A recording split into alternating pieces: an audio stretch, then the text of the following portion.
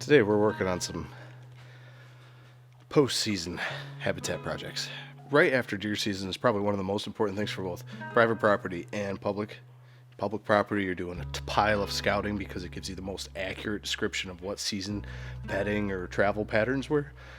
And then for private property, it's time to start making the changes while it's still fresh in your mind on how to manipulate the property to your advantage or create habitat to give more life to your property. So that's what we're going to start doing today. And I'll show you what the snow fence is for. I'll show you. I got to load up. We got to get down the road.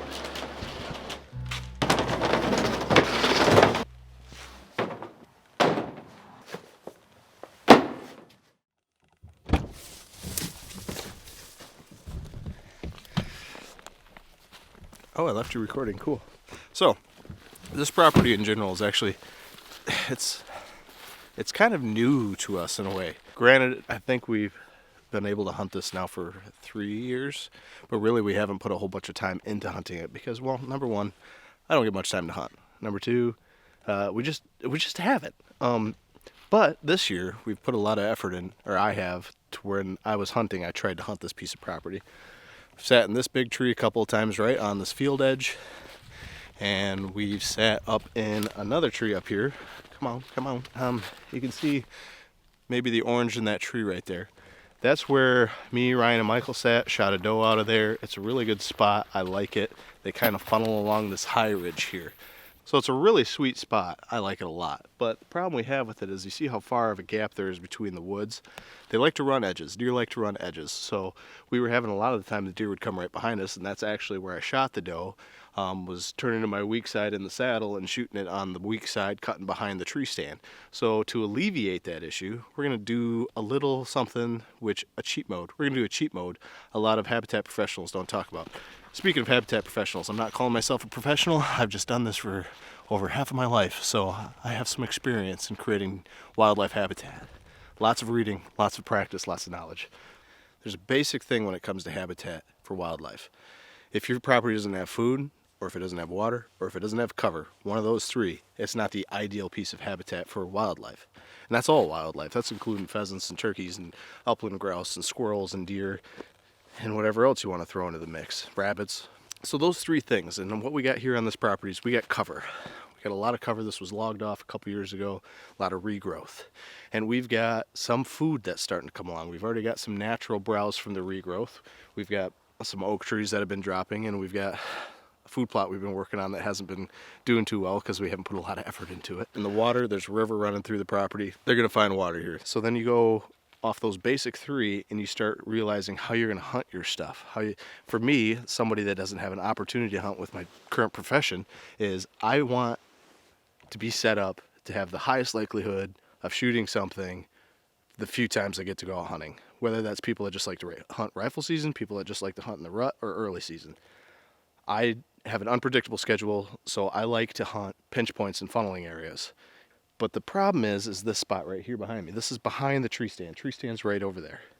And this is where they're coming through behind me. So I want to pinch them out into the front so that I have a higher likelihood of success. So it's less turning around or trying to shoot through a tight window type kind of thing.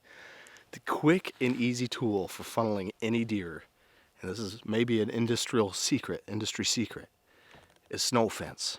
The thing about snow fence is stupid simple. They don't like to jump over it because they can't see on the other side, and they don't get spooked by it because if it's a wood snow fence, it's just they get used to it. And if you're doing it right after season, they're going to get used to it through the rest of the year.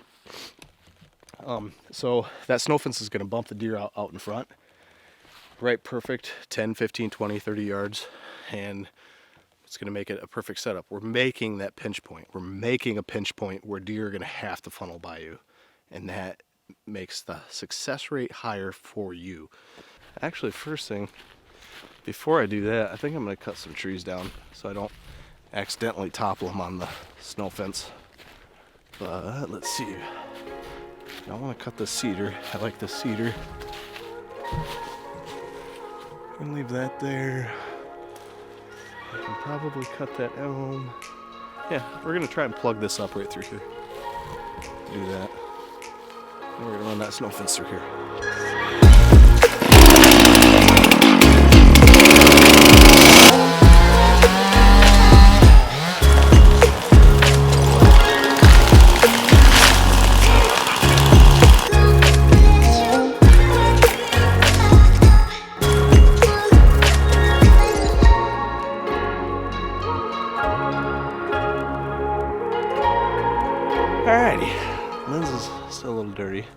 we knocked down quite a few trees.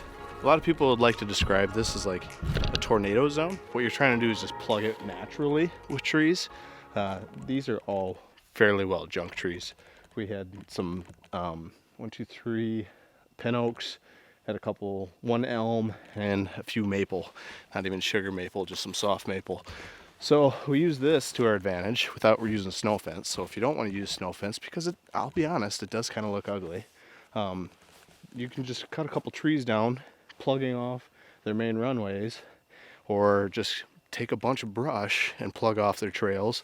Either way works. What you're just trying to do is trying to shift the advantage in your favor. Really, I would like this lower. I would like it more chest high to the ground type kind of thing, but that one tree screwed me up. Actually, I wasn't even filming it. I was trying to get a slow motion, and she barber chaired on me. As you can see there, started going, stopped going, and now it's just sitting up on some wood. So eventually over time that's going to come down by itself, but it raised the whole canopy that I was creating up to about 6-7 foot high. So when you're trying to make something for deer not to walk through, you want it low, say chest to knee, because they'll dip through some stuff, but when you have stuff that low, you're gonna have a ton of branches. Okay, so I may be a hunter, but I mean, like, I always try to give more than I take back, and I think that should be just every hunter's slogan. Anyways, this here, this hinging and plugging off when I put this fence up here, is going to be to my advantage. So I want to give more than I'm going to take, right? So what I'm going to do is there's these pin oaks that I just took away from here, so I took a little feet away. I'm going to go back in here where there's a couple dozen poplars, and I'm going to lay them suckers down strategically if I can, but I'm going to lay them down because what that's going to do is promote regrowth. So it gives you woody browse. Also in that regrowth, you're going to find more oak trees come up through the whole system. It's going to give cover to ground animals, so that horizontal ground cover is going to give more protection to deer for the wind. It's going to give more protection to the squirrels trying to get away from the hawks. It's going to give more protection to the rabbits that are trying to burrow away from the coyotes. And, you know, that's how I give back more. You try to take your piece of property that you have, and you try not to focus just on one animal, because you are creating a mecca for a whole ecosystem. Okay, I've rambled on for like 10 minutes, and I'm not sure if it's anything you guys want to hear, so we'll talk about it later. But right now what we've got is we've plugged this area through here with trees. It's a natural solution rather than doing snow fence. So now that I've gotten this far, now I'm going to take that snow fence and plug from the stand. I'm going to go back to where these trees are down and then cut it.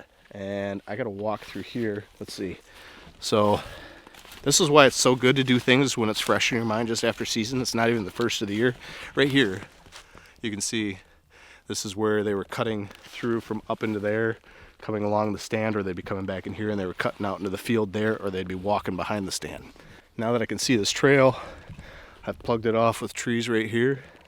There's a little bit opening there that I probably will just take some brush. I could take a chunk of snow fence and just plug it right there. Maybe that's what I'll do. Or even better yet, I might run that snow fence from the stand over to here instead of directly back and forth behind me, because it's just going to be keeping this edge. I've created an edge with all these hinges that they'll walk through here. That might be what I do.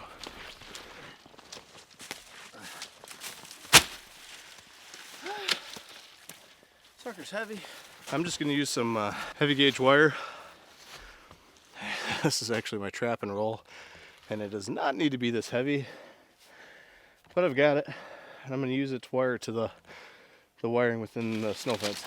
Start from there. I only got about 10 yards to go.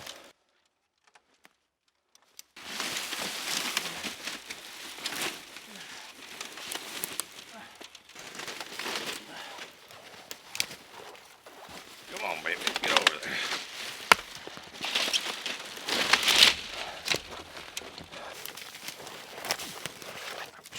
Man, these thorn trees are getting me good. That tree's dead. We'll see how long I can hold this here. All right, that's done. As you can see, it's just an edge.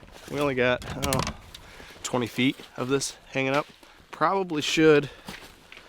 Kind of hard to walk along next to this. Probably should try and find a stick and secure that up a little bit. So we plugged off about 30-40 feet with tree tops, and then ran this fence the last 10, 15, 20 feet right up to our stand. And now what I want to do, and if you can, you probably should too, to create a more natural edge, I'm going to hinge some more trees, because there's a lot of oaks up in here, and and there's a food plot back there, right? So I want to kind of make this a natural edge for them to come out of that food plot, mill through these oak trees, to then come circle around in front of me to add out to their destination out in that field. So I'm going to take a couple of these smaller trees and hinge them about chest high, and then it'll just make a nice edge for them to follow. Deer love edges. They love edges.